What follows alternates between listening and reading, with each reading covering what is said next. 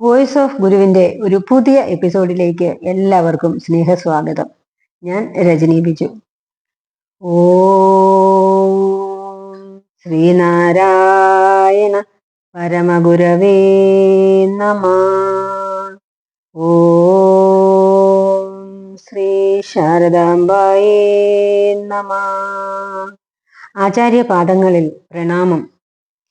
ഭഗവാന്റെ ഈ അമൃതവാണികളെ ശ്രവിക്കുവാൻ ഭാഗ്യം ലഭിച്ച എല്ലാ സുഹൃത്തുക്കൾക്കും എൻ്റെ വിനീത നമസ്കാരം.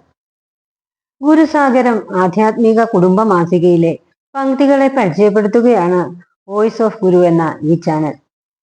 വായിക്കാൻ സമയമില്ലാത്തവർക്ക് വേണ്ടി ഞങ്ങൾ ഇവിടെ മാസിക വായിച്ചു കേൾപ്പിക്കുകയാണ്. ഇത് നിങ്ങൾക്ക് ഉപകാരപ്പെടുന്നു, ഇഷ്ടപ്പെടുന്നു എന്ന് അറിയുന്നതിൽ വളരെ സന്തോഷമുണ്ട്. തുടർന്നും ഞങ്ങളെ സപ്പോർട്ട് ചെയ്യുക. ലൈക്ക് ചെയ്യാനും ഷെയർ ചെയ്യാനും മറക്കരുത്. സബ്സ്ക്രൈബ് ചെയ്യാതെയാണ് നിങ്ങൾ ഈ ചാനൽ കാണുന്നതെങ്കിൽ തീർച്ചയായും സബ്സ്ക്രൈബ് ചെയ്യുക. അങ്ങനെ ഈ വിശുദ്ധ ദൗത്യത്തിൽ നിങ്ങൾക്കും പങ്കാളികളാകാവുന്നതാണ്.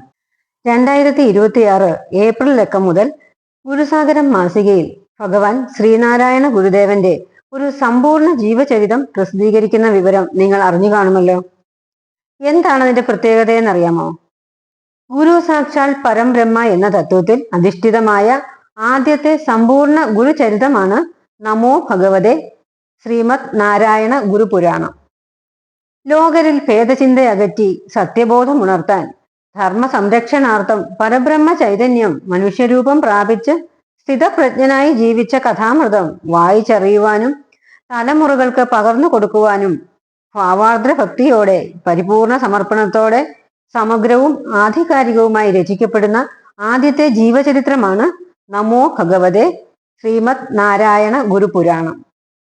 ദൈവത്തിന്റെ പടത്തലവൻ, സ്വാമി ശരണം അയ്യപ്പൻ, കുമാര മഹാകാവ്യം എന്നീ ജീവചരിത്രങ്ങൾക്കു ശേഷം ഗുരുപാദ സേവയിൽ അർപ്പിതമായ കർമ്മജീവിതം നയിക്കുന്ന പത്രപ്രവർത്തകനായ എഴുത്തുകാരൻ ശ്രീ സജീവ് കൃഷ്ണന്റെ തൂലികയിൽ നിന്ന് വിരചിതമാകുന്ന ഈ മഹനീയ ചരിത്രം വായിക്കാം.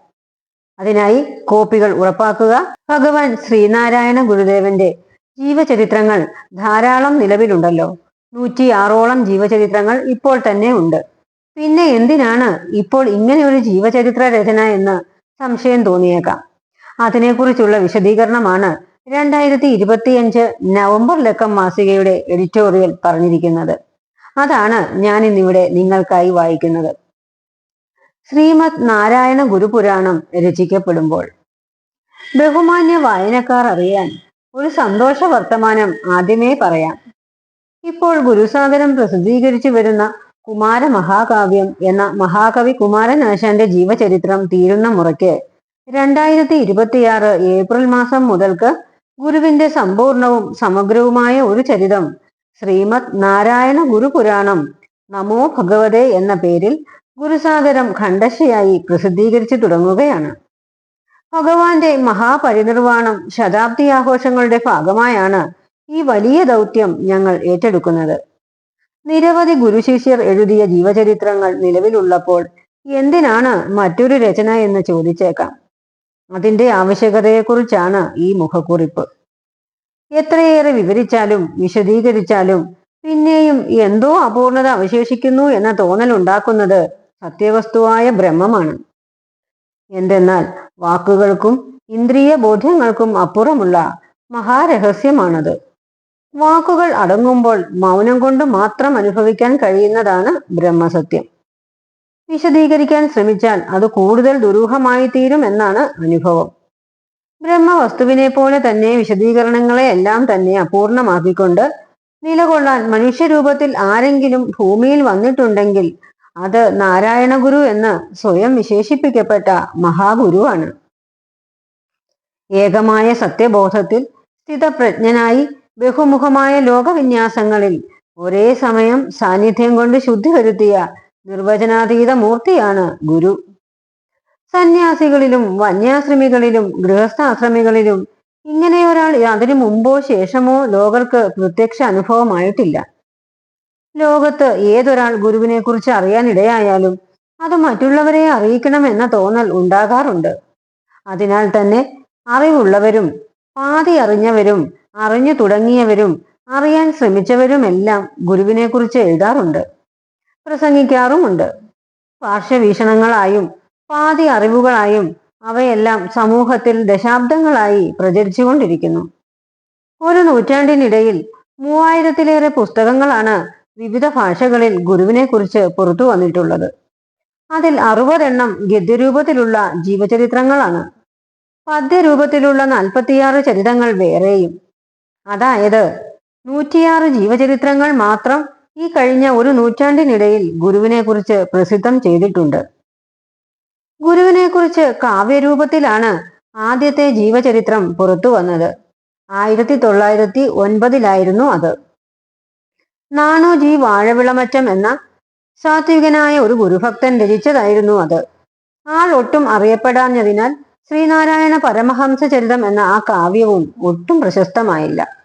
എന്നാൽ പിന്നീട് കുമാരനാശാൻ അടക്കം പ്രഗത്ഭരും പ്രമുഖരുമായ ശിഷ്യവൃന്ദവും പണ്ഡിതരും ഗവേഷകരുമൊക്കെ ഗുരുവിന്റെ ചരിത്രം രചിച്ചിട്ടുണ്ട്. ദേവീസ്തവത്തിൽ ഗുരു ബ്രഹ്മശക്തിയായ ജഗദംബയെ കുറിച്ച് വിവരിക്കുന്നത് തെഴുമേനി നിന്നവയവങ്ങളൂഴിന്നു മുൻ മൊഴിയുന്നതെന്നി മുനികൾക്കുമെന്നംബികേ കഴിവില്ലയൊന്നും അതുകൊണ്ടെനിക്കിന്നു നിൻ മൊഴി വന്നു മൗന നിലയായി മുഴങ്ങുന്നിതാ എന്നാണ്.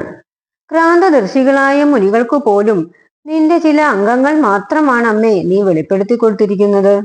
നിന്റെ സ്വരൂപം ഇന്നും ആർക്കും വെളിപ്പെട്ട് കിട്ടുന്നില്ല. അതുകൊണ്ട് നിന്നെക്കുറിച്ച് പറയാൻ ശ്രമിക്കുമ്പോൾ വാക്കുകൾ പുറത്തേക്ക് വരാതെ മൗന നിലയിൽ എൻ്റെ ഉള്ളിൽ മുഴങ്ങുകയാണ് എന്നാണ് ഗുരു പാടുന്നത്.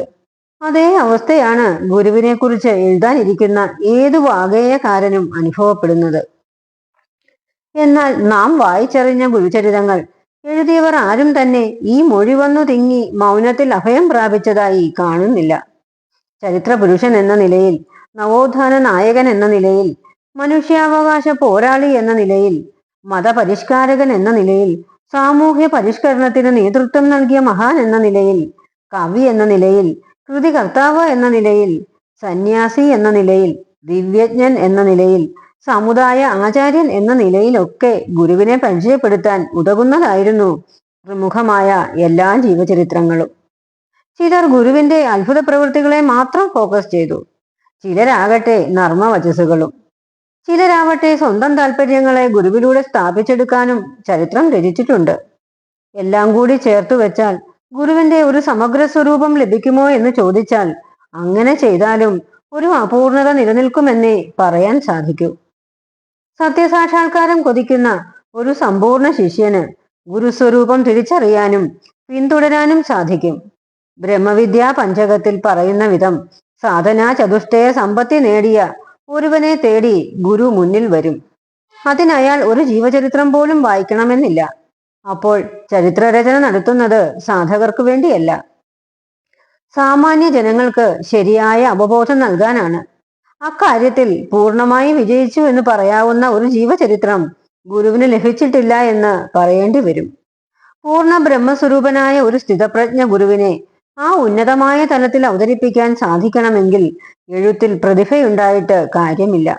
വേദാന്തജ്ഞാനം ആവശ്യമാണെങ്കിലും അതുമാത്രം ഉണ്ടായിട്ടും കാര്യമില്ല.